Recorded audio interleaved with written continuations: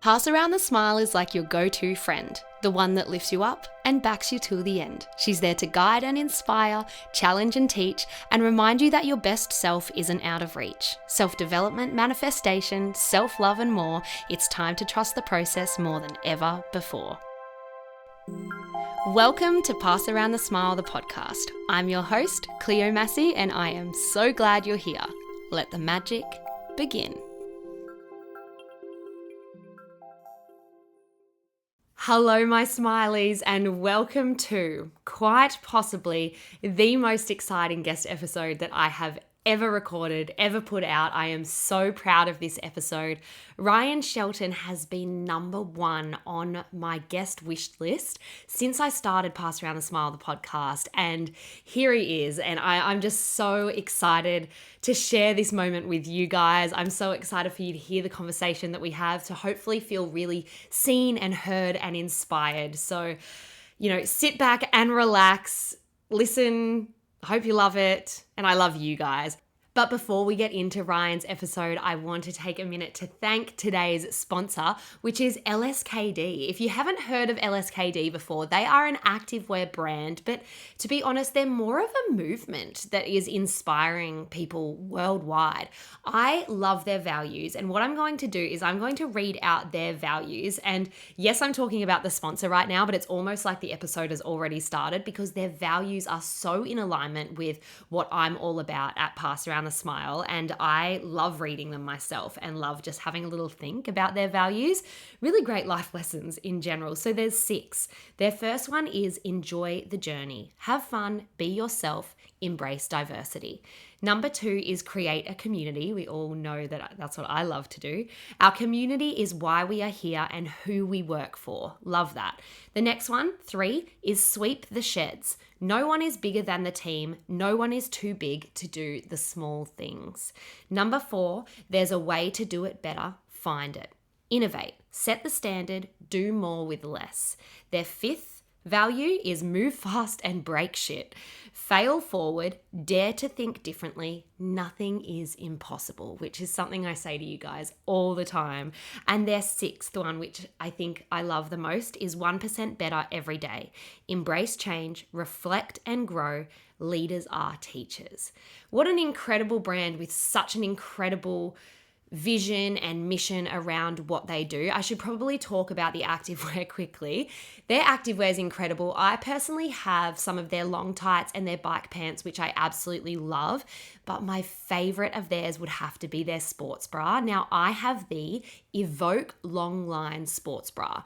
I wear it every walk. I wear it every Pilates class. And when it's in the wash, I'm like, well, I won't go on the walk, or I won't go to Pilates because in the wash, I can't wear it. I really should just grab a few more. But it's so comfy. It's so cute. I probably will never wear another sports bra in my life. Anyway, incredible brand. Delighted to have them as a sponsor for this very, very, very special episode. And they have been kind enough to offer something really generous for my community. They have given you guys $30 off when you spend $100 or more. $30 off, that's pretty decent. And this is worldwide, guys. I know that I have a lot of followers in the UK and in the United States, Australia, obviously, but $30 off when you spend 100 or more. I have put the link that will get you to their site, see all their beautiful things, plus the code. Make sure you copy the code while you're going through checkout. So yeah, it's all there in the show notes, ready for you guys. Thank you, LSKD, for sponsoring this episode, and let's get into it with the incredible, incredible Ryan Shelton. And we're on, Ryan. We're recording. We're friggin' recording. Friggin' recording. It's happening. Shit! Welcome to the Pass Around the Smile podcast, Ryan. Thanks, Cleo. It's an honor to be here. It's great. I love it. So happy to be here. I'm smiling. Like I just said before we started recording, you've already passed me the smile. I didn't know at what point in the episode that you actually officially passed the smile, but the smile's already been passed. I already have the smile. What do I do with it? Do I pass it back? You keep it, you pass it on. Pass it on. Yeah, okay. Yeah. Take that really seriously, please. And I only pass on one smile, or can I give out multiple? It depends how you're feeling on the day. Okay. Yeah. Just whatever you have the capacity to do. Okay. I'll see how I go. I want to hand out multiple. I want to hand out 100 smiles. I mean, look, that would make me really happy if you could just do that. So well, I'll just give you one of them. I'd love that, thank you. You'll be one of them. Yep. Oh, so special. So, Yeah. Ryan, I usually get my guests to send me their bio, and Yeah. I will Oh, read shit. out their bio. Mm. I didn't ask you for one, so don't Yeah, worry. good. Phew. I I'll do thought, that on "Fuck, did I purpose. miss an email or something?" No, you didn't. I took it upon myself to write my own for you. Oh, So, sit back, someone's doing the work. I'm doing the work, put your seatbelt on, and here we go. Shit, man. Okay, go. Ryan Shelton. He's funny, he's talented, and he's changing the world one conversation at a time. Ryan is one of those people who wears 100 hats. He's a writer, he's an actor, a comedian, a producer, and a podcast host. And somehow he still manages to keep his heart at the center of everything he does. And with every hat he wears it bloody well. He's built a career that a lot of people would dream of. He's been a familiar face in Australian comedy and television for years, making us laugh and think through the kind of clever, quality content that's quietly iconic. From Rove Live to We Can Be Heroes to co creating and writing for several award winning shows with Hamish and Andy, his creative fingerprint is all over some of Australia's most loved entertainment. But it's his work on The Imperfects, the podcast he co hosts with Hugh and Josh Van Kylenberg, that has created such a powerful kind of impact. It's honest, vulnerable, and sometimes uncomfortably real in the best way. The conversations they have are helping people feel seen, heard, and understood. And I know they are changing lives because one episode in particular changed mine. Ryan's solo episode on shame, jealousy, and purpose cracked me wide open. It was the nudge I needed to finally see a psychologist, and doing that has genuinely changed my life. That is the kind of ripple effect his work is having. Ryan and I share a similar path. We have both experienced the highs and the heartbreak of the film and television industry, as well as the highs and the heartbreak of supporting the Melbourne Demons Football Club. So, without further ado, let's get into it.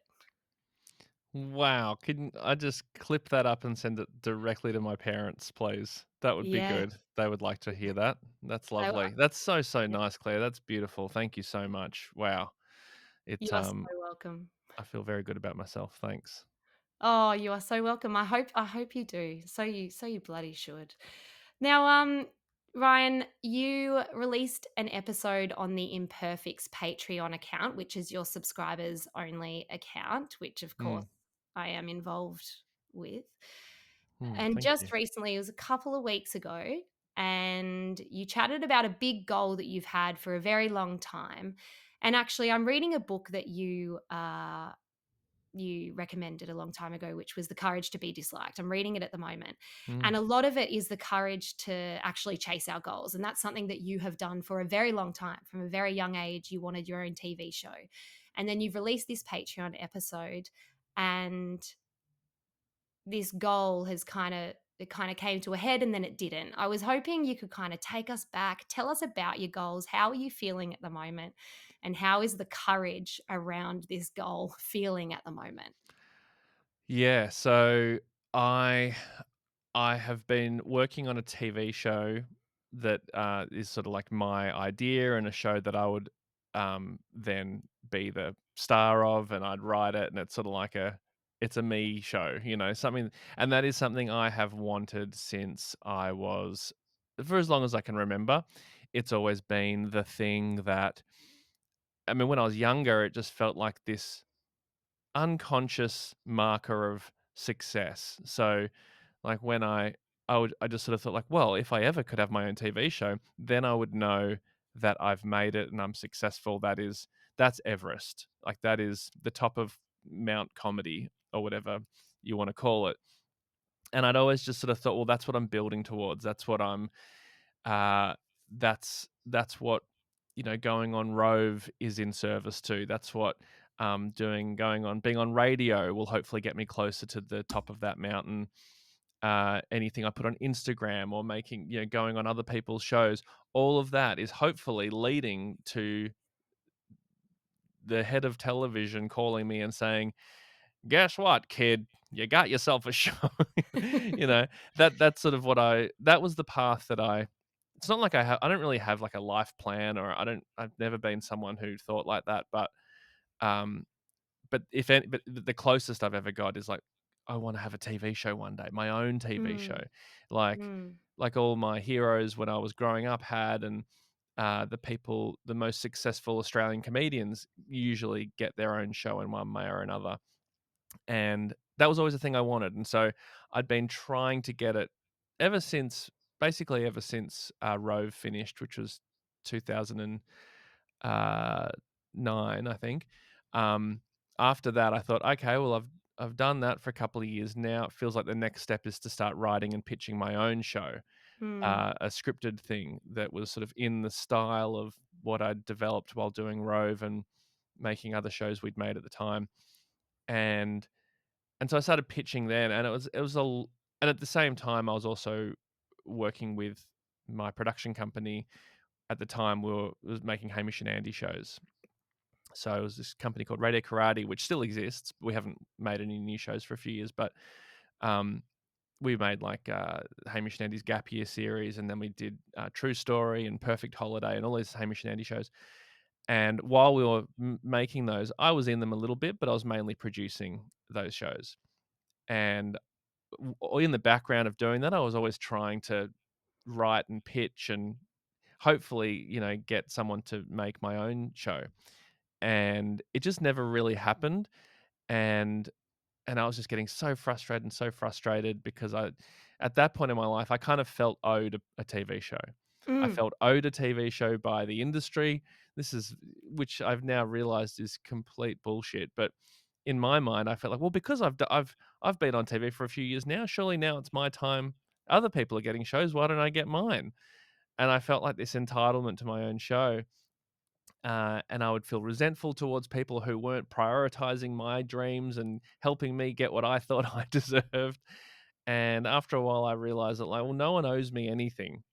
I mean, this is obvious to say now, but at the time, it was quite a kind of like a revelation to realize mm. that, like, oh, I'm actually not owed anything. Actually, very few people get their own TV show, and so I sort of realized that shit. I need to make this happen on my own, and it's not owed to me. Um, and then yeah, then I jump in at any point, Cleo, if I'm just rambling. Sorry, but No, this is great.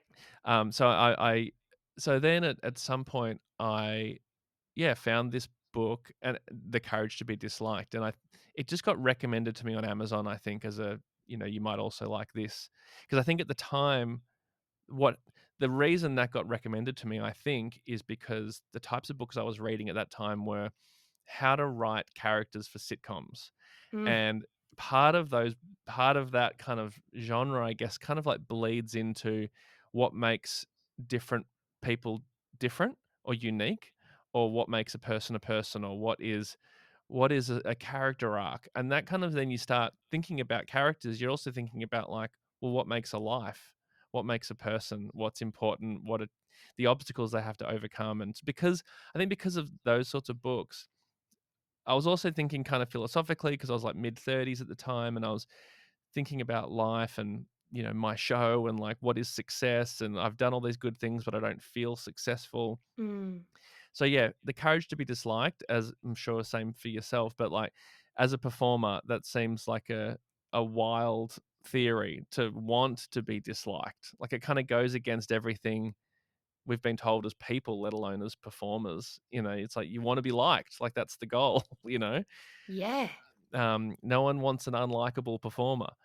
And No, so this no. idea of like trying to be disliked is like why? So that just jumped out at me and I started reading it, and I was just this book, it just like some books do, it just got me at just the right time. Like I needed I needed to read that book at that time, it was just by chance. And I was so inspired and affected by this book. I remember thinking at one point when I was coming to the end of the book, and I was like, "Shit, I just need to keep reading this book because I don't wanna forget all the Yeah. stuff in it." And then I remember thinking, "I just wish there was, like, a place I could go once a week that someone who knew the book really well could just remind me of the good bits of the book." So I'm always being reminded, and then I realized, "Oh, that's why people go to church." I was like, That's why. That's what it is. that's exactly what religion is. It's like they have this book or this text that they really believe in, and then they go every week to be reminded of, the way they should be living their life. So Yeah. that's what I wanted, and there was no church for the courage to be disliked, unfortunately. Um, We could message the author and be like, "Look, can we set up weekly Zoom calls? yeah, I mean, I did We'll think be about on." contacting the author. I was like, I wanted to, like, visit him in Japan, and I don't know, I was so moved by it. So, anyway, so when I was reading this book, it kinda got me thinking about, like, um, what what am I like okay, well, it got me thinking, if I if I get this TV show, will it actually make me happy? Mm, And I'd never considered that because I just always thought like, well, obviously it will. I just didn't even question it. I just assumed that like, well, if I get the show, then life complete. I've done it. I'm the mm. king. I'm like ultimate Ryan. Absolutely. Yeah. Yeah. And so I just sort of assumed that would be the case until I actually questioned it. And I thought like, oh, I'm putting so much work and mental energy and anguish and going through so much. And dedicating so much of my time and whatever to this thing, but I haven't actually considered like thought like, well, will it actually make me happy if I get it? Mm. And so then I thought, so at this point, so I was at this Japanese restaurant with Jam with my partner, and I was like days away from turning 37. I was like sort of approaching a midlife crisis, but I could feel it, but it wasn't happening, but it was like It was approaching. nearing. It was nearing. I could see it on the horizon, a little glisten on the horizon. And I thought, and so I thought, okay, well, yes, I want the TV show, but like, what do I actually want? Like, what is the best case scenario? Because I need to, I realize that I need to figure out what is all my dreams coming true. What does that actually look like? And then if I get, which I probably won't, but if I got that, will that make me happy? Because if it doesn't, then what the fuck am I doing? Mhm. So I did this like visualization thing while in this Japanese restaurant with Jam.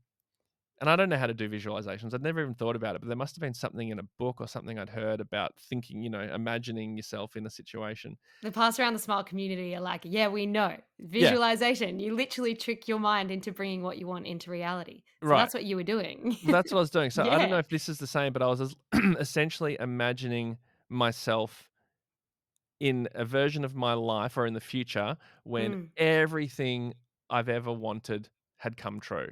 Like mm. the best case scenario. And this sounds gross to say, but like the best case scenario I realized for me was, and not that I think this will happen or ever thought this was actually possible, but in playing out this fantasy, the best case scenario was the world considering me as the funniest person in the world. It doesn't sound silly at all.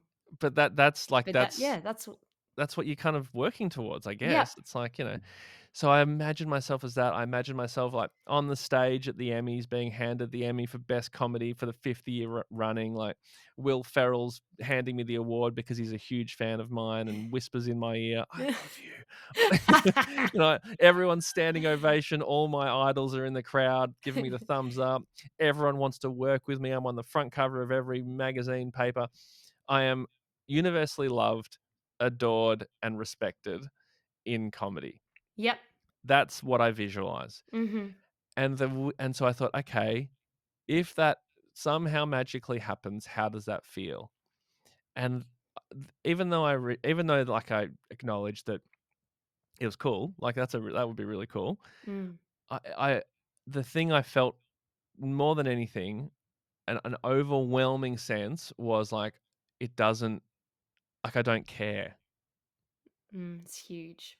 Yeah, it was just like, I don't know, I don't even know what this means. Like, okay, this is cool because I get to have some really cool meetings, and I'll probably get to be in some cool films. But yes, it will change my life a little bit, but doesn't really feel. I don't feel happier. That's for sure. I feel, if anything, I feel more pressure because now I have to like live up to this expectation. So Wow. it was just a crazy moment because of course, immediately, once realizing that, it's like, "Well, why am I doing it then? And should I be doing Exactly. it?" You know? Yeah. Like, why if this isn't leading to me being happy, then what the hell am I doing? Yeah. Because I knew that I liked it. Like, I like doing it. Like, I like Mm. performing, I like working with great people. I like my job, but it was a weird realization to think, "Well, if I become the best, I won't be happy." That's weird. What's that Yeah, about? it's crazy. Do you think as well you had put so much pressure on yourself with this goal because you had it for such a long time and almost becomes a part of your identity? You Definitely. almost want to prove to yourself and to others, which we shouldn't want to prove to others, but we're human. We do. We want validation, we want approval. And as actors, we literally need approval. We need yeses. We need people to like us Mm, for us to get the role. And that's how we've been conditioned. And then all of a sudden, like you say, you have all this pressure to like create this big dream. mm, And then you realize, I don't know, do you actually want it? And for you to yeah. sit down and actually realize, oh, I could be happy without it is so big. No, but I hadn't even got to that point yet. I hadn't even got to the point where I could be happy without it. Like, I Right. hadn't gotten there yet. So at that point in when I had this realization, there was no part going, it wasn't like, "Oh, well, I now know what I need to be happy." No, I didn't know that. I just was like, "Well, I know that the Right. thing that I love doing more than anything, and I've put all of my career energy into, and Yeah. my identity, the the peak of that mountain, I won't be happy at the top. So what if that's not gonna make me happy, then what will?" What is? Yeah, that was sort of, and then that I mean, that began that realization essentially led me here, which is I'm literally in the Imperfect studio. Like Wow. really set me on this path, because the first person I messaged after having that realization was this guy that I'd only met once, uh, a year and a half before that night. I'd met him once, we got a photo together, and I hadn't spoken to him since, and that was Hugh. And so I messaged Hugh and said, "Hey, remember me? I'm that guy in the cafe that you met briefly." And because I knew he did the resilience project and he did this work in this space, I was like, "Man, Mm, maybe he'll know what I should do." I just felt mm. like I'd never seen a psychologist. I didn't have anyone like a professional like that I could talk to. So he was just this random guy that I thought I could talk to. Yeah. Yeah. Yeah. Wow. So you kind of got to this realization that that dream, the biggest dream, as well as it could go, wasn't necessarily going to make you happy, but you were at this point where you didn't know what was going to make you happy then. Because you were like, okay, well, if that's not, then, what is? Yeah. You talk to Hugh, you're where you are now. How is Ryan feeling as actor Ryan? How's podcast host Ryan feeling? How's Ryan without any labels feeling? Like, where Mm. is your mind at the moment? Well, I just realized I haven't actually answered the question you properly asked, which was No, about that's okay. We got time. about the Patreon episode that you were talking about. So, yeah, so which kinda ties into this. So I eventually did, through a lot of, like, work and doing different stuff, I eventually, and also realizing that I didn't need a TV show to be happy. I still wanted one, but I wasn't relying on it anymore, and it wasn't a necessity. But after I did a bunch of, like, projects, like this monthly, um video project I did throughout COVID mainly, that ended up in me meeting these people, and I got this TV show, and then I started developing a TV show with the ABC and was working on it for about a year and a half, and then only about a month or so ago, they ABC passed on it. And old slash young version of me, would have been absolutely devastated. And I think in that episode when I was talking about it, I'd only just found out, and I got really emotional, obviously. And Mm, the reason, as I sort of tried to explain in the episode, like the reason I was so emotional was not for me, 43-year-old me. It was like I was really sad for like 25-year-old me, realizing that mm, he's probably never going to get his show. And that was really confronting in the moment. I mean, the therapy I'm doing at the moment is with a guy, and it's schema therapy, which I don't know if you've heard about, but it's essentially, talking to your younger self sometimes, and like, Mm, and and that and so I was sort of in that mindset. So I was sad about that, but 43-year-old me, like, I'm disappointed, and I definitely the rejection hurts a little bit, but I genuinely don't need a TV show now. And if I never mm. get it, I'm okay because there are so many other things I could do that I love Oh, doing. yeah. And not to say that I'm, like, capable of so many things, but it's like there's just so many fun things to do that I really enjoy and get a lot of and feel really rewarded when I do them. So it's Wow. it's a whole different thing. Yeah. I did a inner child meditation once, and I was taken back to meeting like the, 8-year-old version of me. Mm. And I had a similar moment to what you just described where I looked at her and she looked back at me, and it was so clear and it was so emotional. And I told her, "You're not going to make it in the film and television industry like Oh you my want. You're not god. going to make it." And she looked up at me and she was so confused. And she was Yeah. like, she literally said to me, she's like, "I don't care." And I said back to her, and I was like, "What do you mean?" And she goes, "Well, are you happy? Are you having fun?"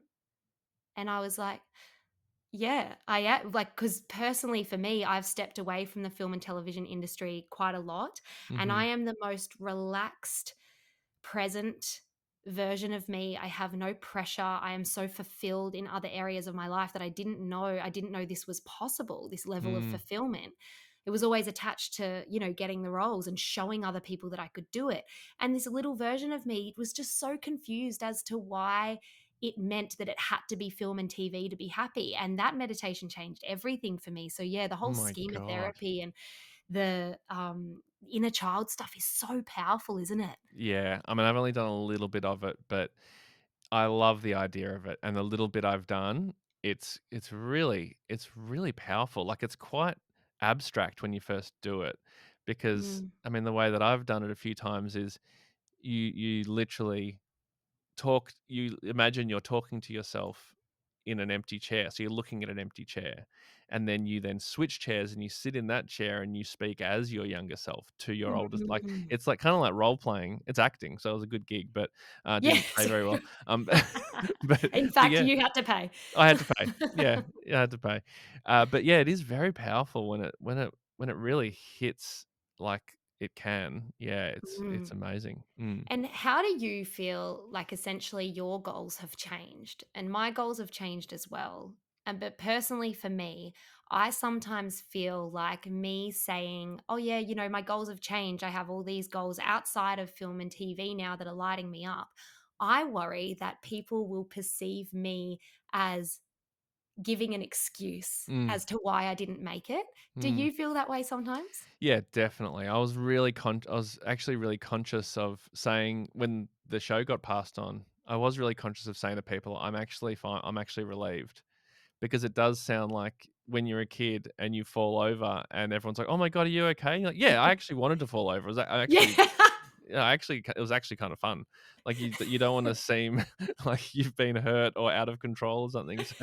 So yeah, I was worried about that for sure, and I still am, um, because sometimes even though I say, like, I don't, because I believe wholeheartedly that I need a TV show, but then there are some times where the rejection really hurts that I question myself on that. It's like, "Oh, Mm, am I really like that? Do I am I like, I still need validation for sure, like, still need people to tell me, 'Great job.'" Doesn't matter, and this would be the same for anyone, like, this, mm, but, like, even the best actors in the world probably still want someone to tell them that they're doing a good job.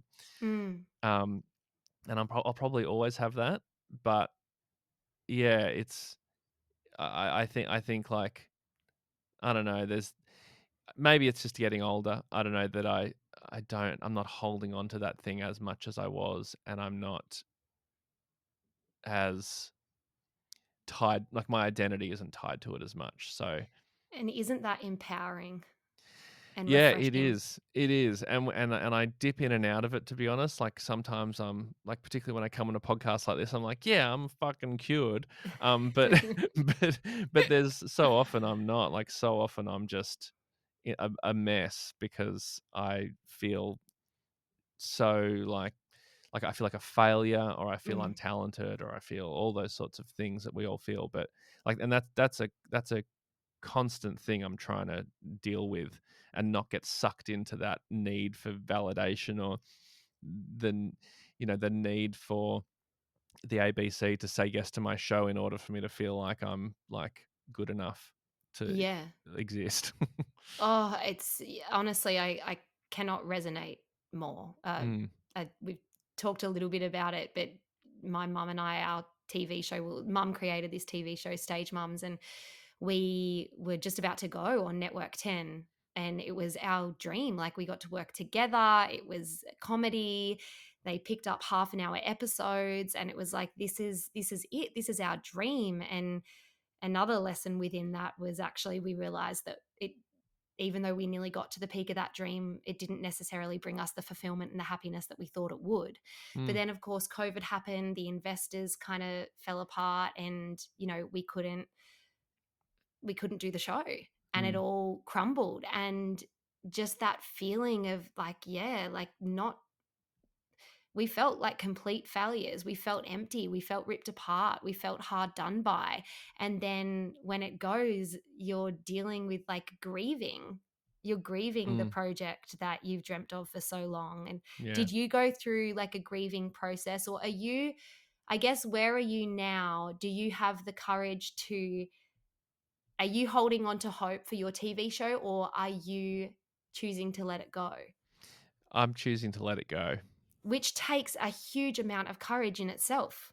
I think that that's Um, almost harder. I think it would for some people. It doesn't feel like courage to me, to be honest. Yeah. It feels, um, I don't know what it is, but yeah, it feels relieving, or like kind of Mm. liberating, to be honest. Like it was sort of, I don't know. Like, I think part of me was, when you're in a relationship that know is probably not perfect for you, um, and you just are trying to do things to make them break up with you.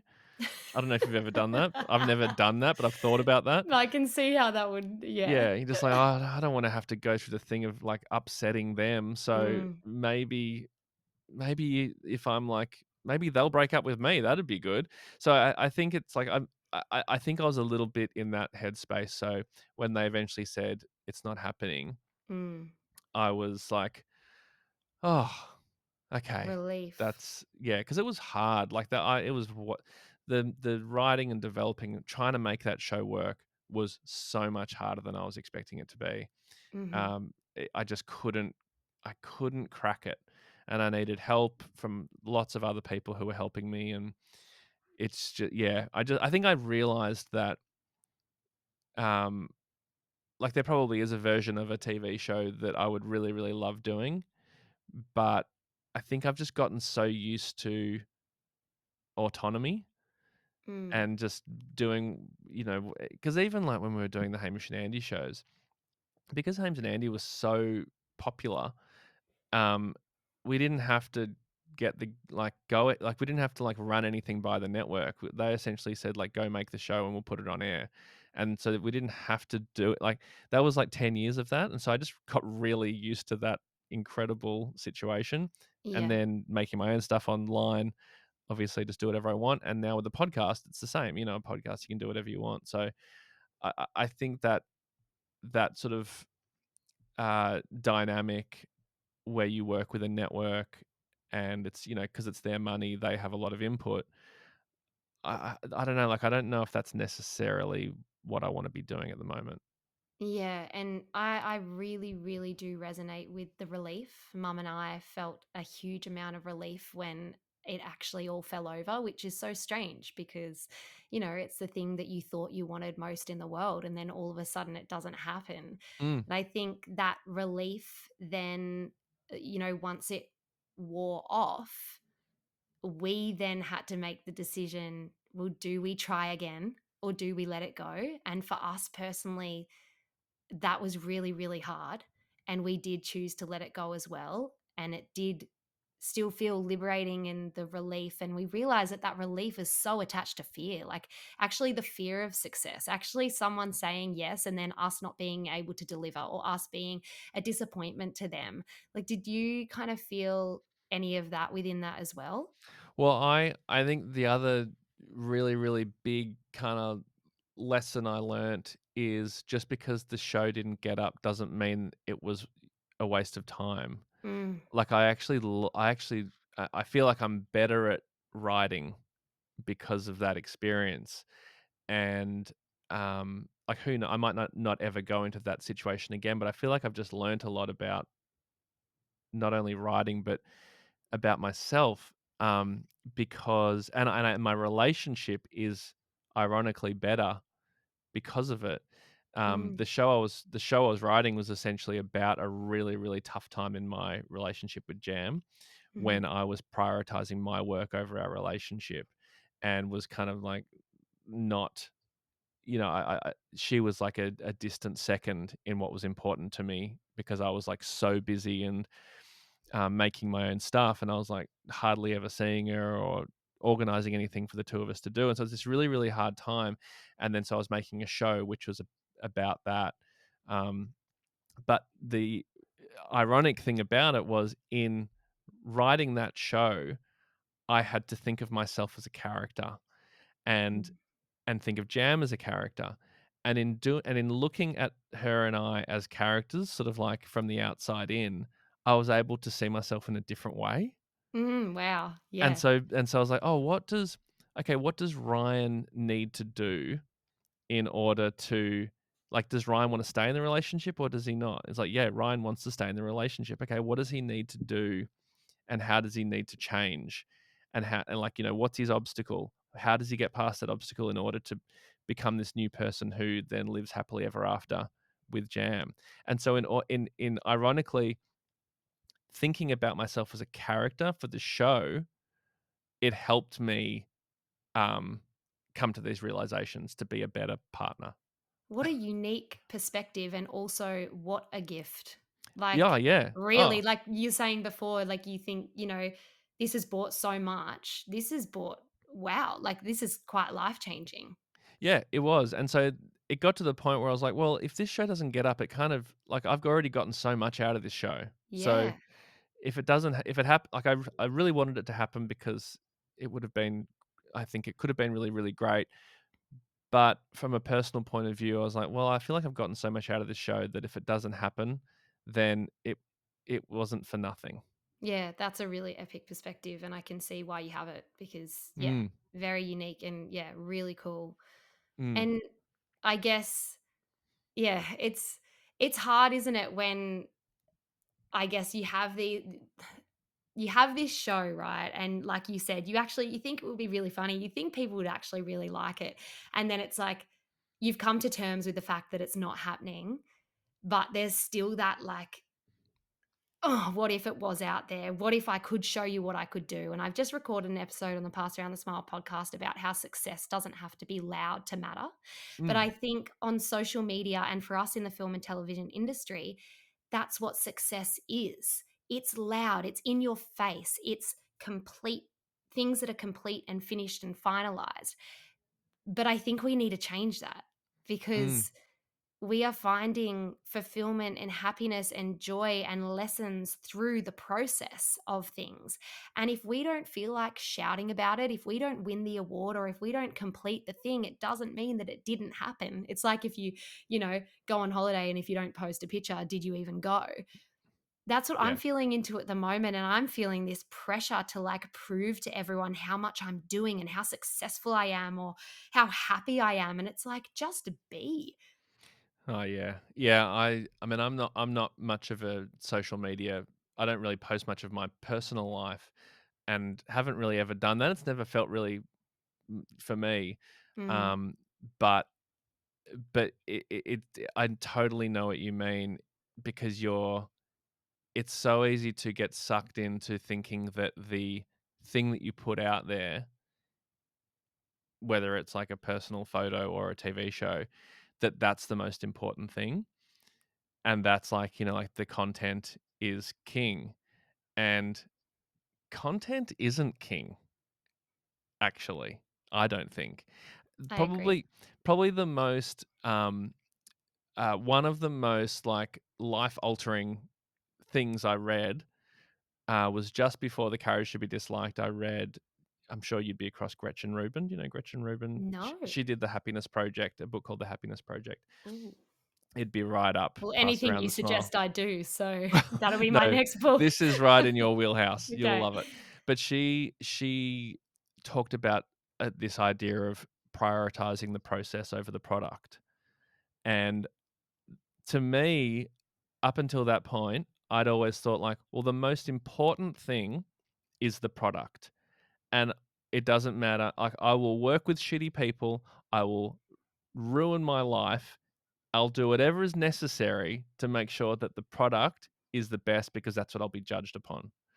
So it's like, Wow. who Yeah, who does make cares sense. about, like how I don't see my partner? Who cares I don't see my friends, family? Because I'm doing God's work. I'm putting in the hours and I'm hell to be around, but it's worth it because I'm making this incredible show that will hopefully like blow people's minds and make them think I'm a fucking genius. Like that's what I used to think. Uh-huh. Product is king, content is king. Until I read this thing from Gretchen Rubin and she was like, no, process is king. It's actually Absolutely. because like you could make, and we all know this feeling now because of social media, but it's like you could spend ages on like a video or a photo, put heaps of thought into it, and it gets 2 comments. And it's like, "Oh, well, fuck.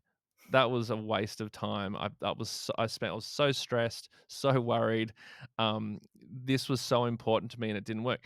So and Jim Carrey talks about this really well because I think he uses it in terms of, like, talking about his dad.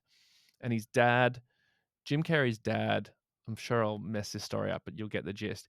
His dad worked for like GE or something, like some kind of like career life job where he like probably started in the mailroom at GE or something when he was like 18 and then like rose the ranks and never like had a huge position, like was always like a Mm, working class guy, but he worked there forever because that's what you used to do. You work at a company forever and it's like a job for life. mm, And he didn't enjoy his job, like, he didn't like work, but he was a very, very funny guy. He was really funny, like Jim Carrey says, like, he gets all of his humor from his dad, but his dad hated work, but, like, worked there forever. And then, like, one day when his dad was in his 50s or something, he got fired, like, they got laid off, and and that was it. It was, like, over.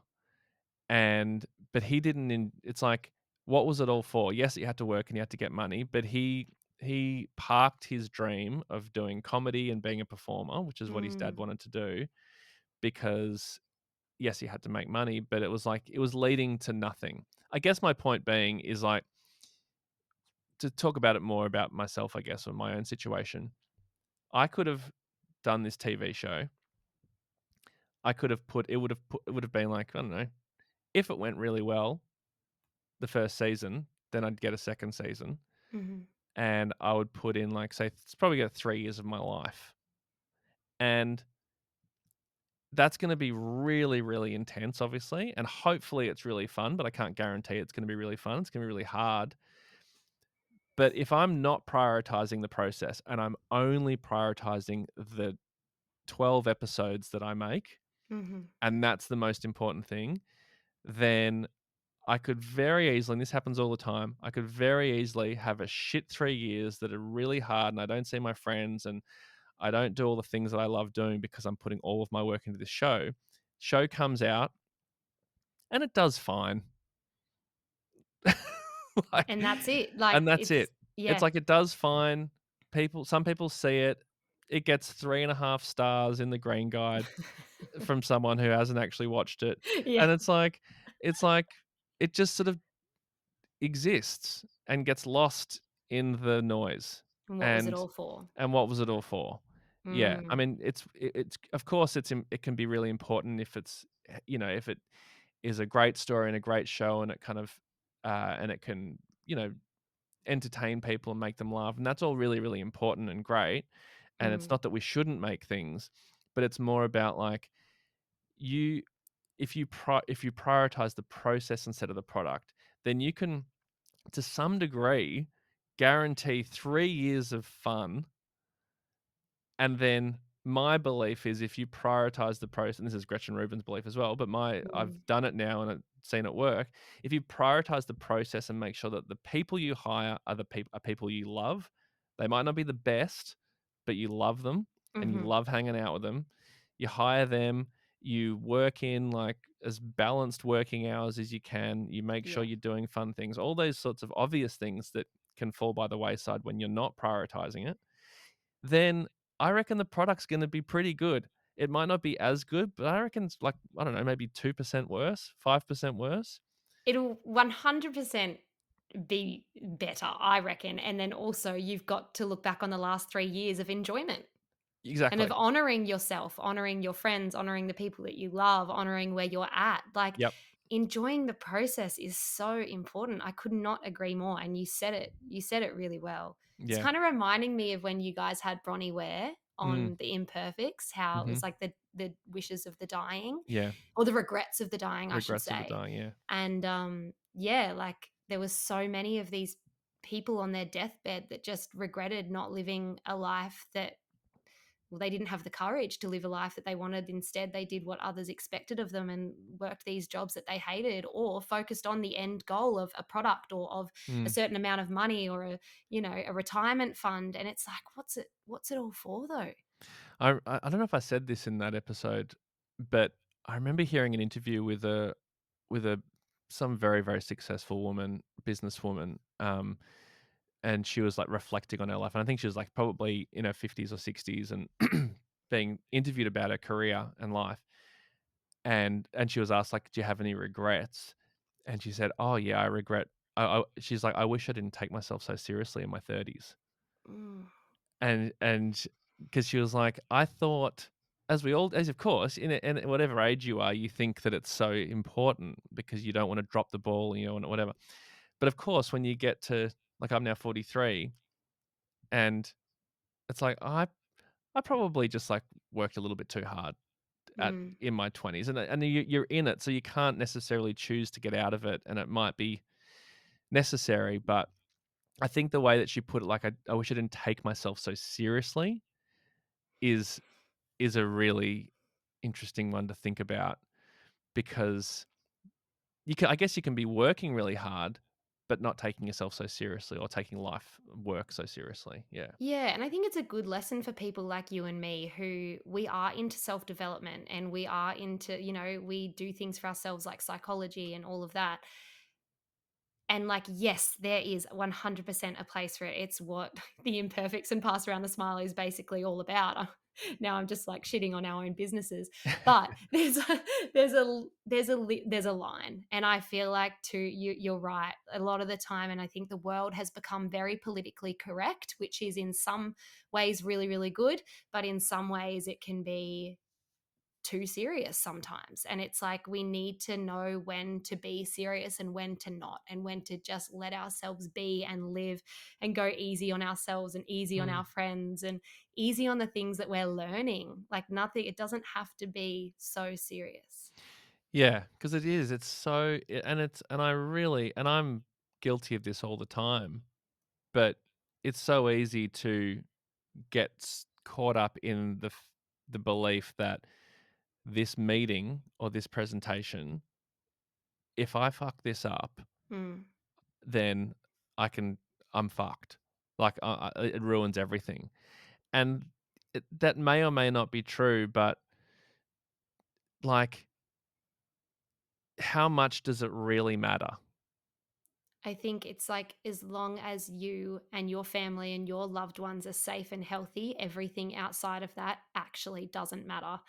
And I think this is a really good Or time. doesn't matter as much as you think it does, I Yeah. think. Oh, 100%. 'Cause it's like it often does matter, and you can't, and it's obviously not binary, but it's like the degree to which you kind of like you're all in and letting your anxiety take over and be like, Mm. "Oh, this is I need to this needs to be perfect. If it's not perfect, then I fail and everyone's gonna judge me and I'm not gonna get what I really want." I have a personal example that I wasn't going to bring up, but I feel like I almost owe this to you Mm. for you being so vulnerable on the imperfects for so many years and for you teaching me so much. But something has happened like just now, like in this podcast episode Oh. that that you've just like kind of brought up yourself in that. So you have been number one on my guest wish list since I started since I started Oh, my podcast 2 years ago. Number oh one, my right? god. So I have been so excited, but so nervous for this interview.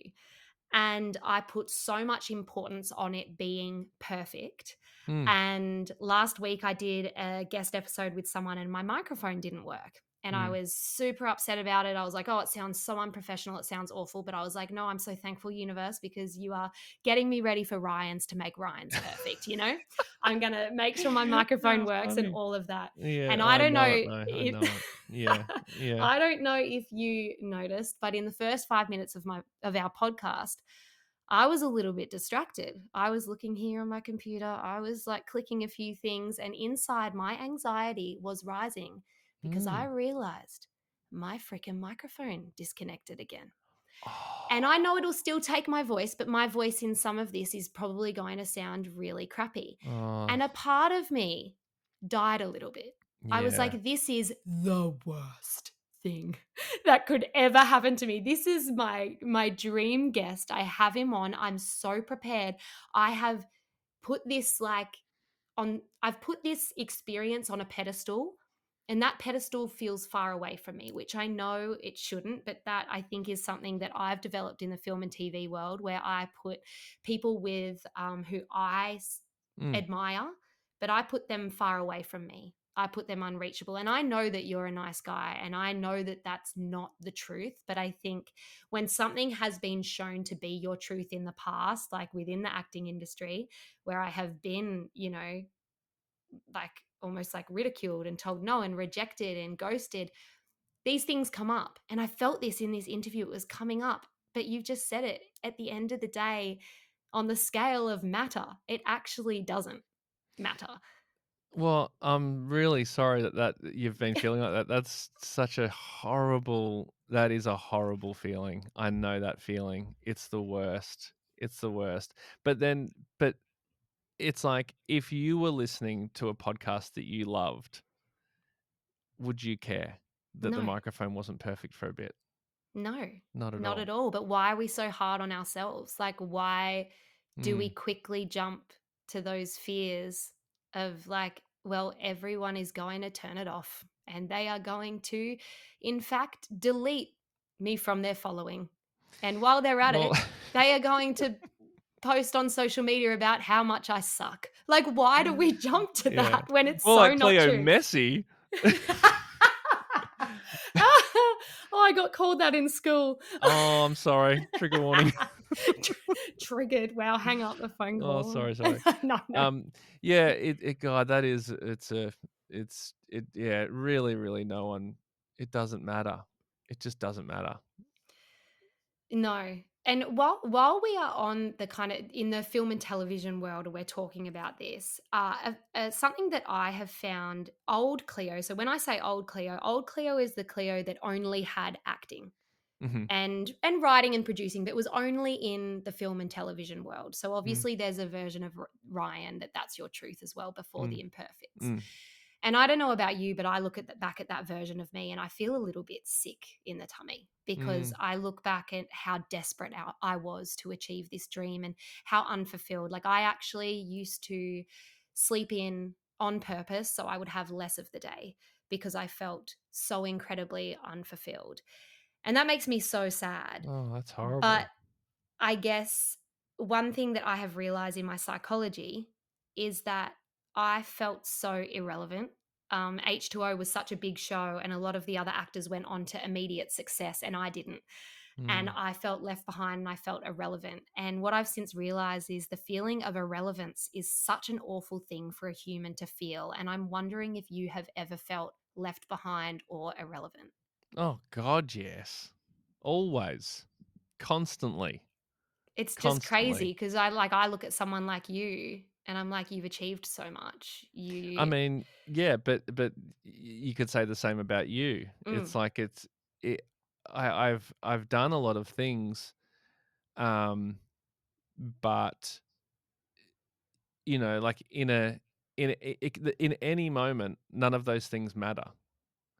Like, in when I'm if I'm acting if I've got, like, a small role on a film and I've just done the scene with a couple other people, and the director comes out and praises the other guy oh yeah. and doesn't say anything great to me, all of a sudden, I'm like, "Well, I'm shit." Mhm. I'm like, who cares that I've done all the other things? Who cares that I got asked to audition? Who cares that they then looked at my tape and said, like, he's the one, let's hire him? Who cares that I'm now like working with these incredible people because these people believed in me? All I care about in this moment is that I'm not the favorite out of these two actors on screen. Like, I'm the shit one that you all wish wasn't here because I'm Yep. letting the team down and I'll never be hired again. And it's over. You're doomed. Yeah. Thank you. Thank you for saying that because it's just like we all, whether you're in the film and television industry or not, to my community, you will resonate. I know you will because we all feel that way. And something that you were saying in there reminded me of something that you actually have said in one of your previous episodes where you had this big goal for so long that in the interim, all of the good things that you were doing in the meantime you weren't actually like full on like grateful for them or appreciating them because they weren't the big thing. Yeah. Yeah, exactly. It's like it all felt like a means to an end as opposed to I couldn't fully enjoy the fact that um I was like the fact that I was living in New York with my best friends making a TV show for Channel 9 and we're producing it and I've got a role in it.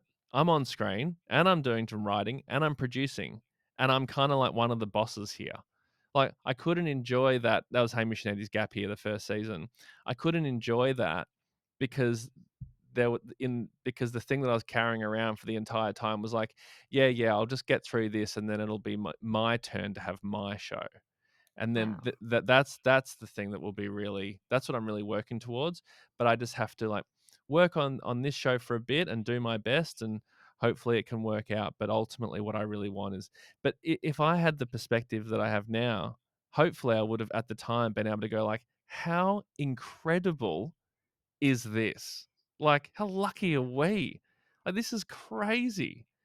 And I think this is probably pretty normal with people that it's the stop and smell the roses thing.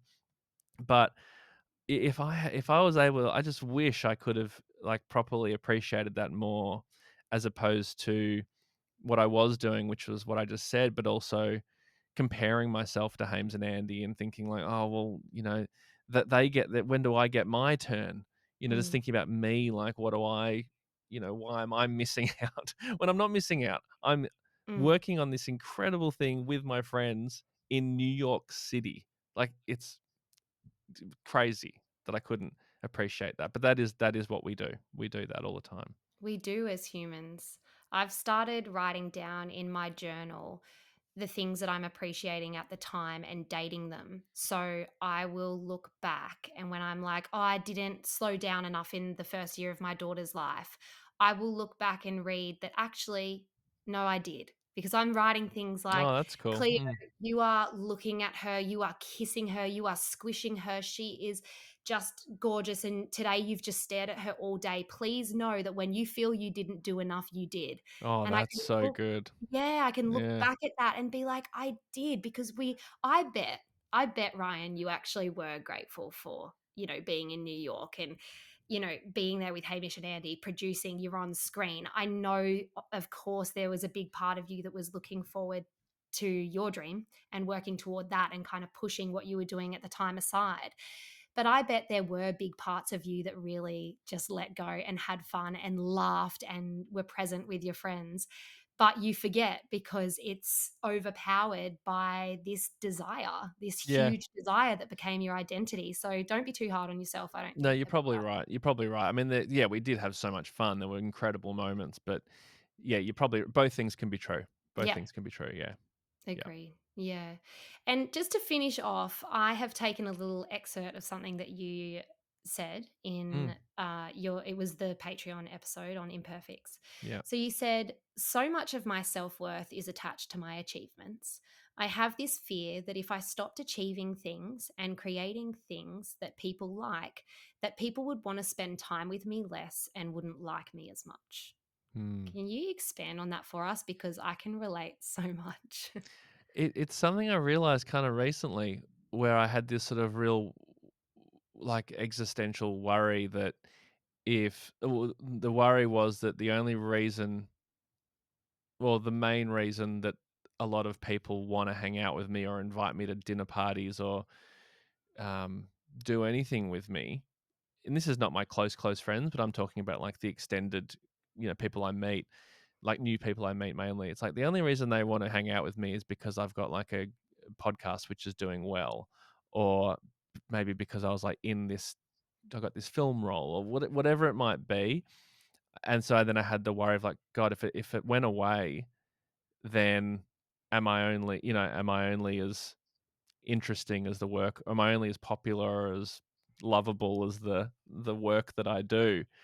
Mm. Um, which is obviously, well, not obviously, but I was gonna say, which is obviously not true, but I don't know if that's true or not. That might be true for some people, but the danger of it obviously is it makes you think, well, I need to keep I need to keep being impressive Mhm. so people will want to be my friend. And that's like, because then I think Jam, my partner, I think she kind of gave me this perspective. She was like, "Well, is that how you feel about people when you meet them? Like, do you only want to hang out with people who are impressive?" And I'm like, "Well, maybe I'd want to meet them, but I don't want to like be I wouldn't want to like be their friends if I didn't actually like who they were." Mm. And so that's when I kind of realized, is like, oh, I guess that's probably not true, but it is a fear that I still have. I still do sometimes worry about that. Mm. Yeah, thank you for sharing. I think there was elements in that as well, and this is kind of what one of my last podcasts was on as well, is like the relevance of an achievement, and as the years go on, you still achieved that thing. So you're still relevant. You're still the person who won that award or created that project. Just because it's now 5 years ago, why do we have to keep one upping ourselves Mm, and creating again an achievement that's better or showing other people that we have still got it? Like we're not a has been, we're still mm, here, we're still mm. good enough, we're in your face. And it's that whole thing of success, like it has to be loud to have happened or to have mattered. And I think as a society, we need to start letting that belief or that need go because it Mm. creates so much pressure and then we don't enjoy the process. Like back to what you were saying. Yeah. And another thing that's true, and another thing just popped into my head, which is sort of jumping back a bit what we were talking about earlier, is a thing that I just remembered someone told me, and it's sort of around the idea of like expectations and sort of having expectations of what, you being disappointed because the thing that you're doing isn't what you hoped it would be, and so you're like, you're not a, it feels bad because, but I remember someone saying to me once, I don't know where I heard this, but it's like an interesting, like an exercise you can do is almost like treat your life like it's a show you're watching, and like you're a character in it, obviously, but you don't know what's going to happen next. Mm, So it's like you have a fairly good idea. So I think I know what's going to happen, but I actually don't know. This will be really interesting to see what happens in this next episode of my life. And almost like it's sort of, I guess it's a presence exercise, a way to kind of like not set these expectations, but to be like, okay, well, I've got this podcast episode I'm doing. I think I know what's going to happen. Like I've read the blurb of the episode. Like I know what the vague premise of the episode is, but I don't know the details. I don't know what's gonna happen, so that's gonna be really interesting to see. And so sort of like treat your life as something you don't know what's gonna happen. You don't know the future. You haven't seen the show, so just enjoy it Enjoy the and ride. enjoy it. Yeah. And sit back and relax while you're doing it. What you've said really ties into what I'm all about with the law of attraction and essentially trusting the process and surrendering. Mm, Like, let go of the attachment that we have to the outcome and mm, enjoy the process of getting there, because very often the outcome is so much better than what you had pictured for yourself. Like for you, Ryan, right now with your show, like that was the best thing that could have happened to you. And you know, because you are you. Well, I am me. I knew that this was my goal and that is going to be the best thing for me. But so many times I have been shown that while it could be absolutely heartbreaking when that dream is taken away or that goal crumbles, something so much more incredible than I ever could have imagined happens. And it wouldn't mm, have happened if that other thing didn't fall through. mm. So it's just crazy the way life works. And yeah, you just got Yeah, to ride the wave, don't you? you do, and I can't even surf, so it's really tricky. That's tricky. Mm. That's That's why really tricky. I am getting surfing lessons so I can ride the wave of life. I'm really happy for you. Yeah, I'm scared of sharks. They're terrifying. Yeah, I'm scared of sharks in life. Oh, sharks and life. Sharks and Um, life and sharks in life. Yeah. oh, Ryan, honestly, I cannot thank you enough. My Pass Around the Smile community are just, I mean, they probably already love you, but they're going to be really excited to hear this conversation. And Oh, good. yeah, I'm just really, really grateful. Oh, well, thank you, Cleo. That was really fun. I mean, it's just stuff I love talking about. It's obviously what we talk about on the podcast, but this stuff, like talking to you, like you're a performer, so we have such similar ideas and experiences, and so yeah, it was really, really fun. Thanks so much. Oh, no, you are so welcome. I will put all the links to Ryan, his social media, which he doesn't use much, but he's on there. Actually, everyone, please go and watch. It's pinned on Ryan's Instagram account. It's Mm. called Scene. It's a short film he created. Was it when you were doing your days of creativity? Yeah, it was in 2020, 2021. I set myself a task of making and releasing a new video every month, and it was released on the 11th of every month. And Scene was the final thing I did. Yeah. It's so funny. It's so good. It's such a good film. Please go and watch it. And I'll Well, it also ties put in. It ties in with a lot of the stuff we just spoke about. literally, like, for all of the actors and the producers and the writers, anyone in creative industries that is listening to this podcast, you will resonate and you will die with laughter because you will have been there before. It's just so funny. And Thanks, yeah, I'll Cleo. also put the links to the imperfects below the exact episode that pretty much changed my life. So I'll put that in the show notes. Crazy. And thank you Wow. so much, Ryan. Thanks, Cleo. Thank you so much for listening to this very special episode. Make sure you let me know via the Spotify comments or Apple Podcast reviews what you thought of the episode, what you took away from it. I love to hear it. And a huge thank you to LSKD for sponsoring this episode. All the links for the LSKD discount are in the show notes.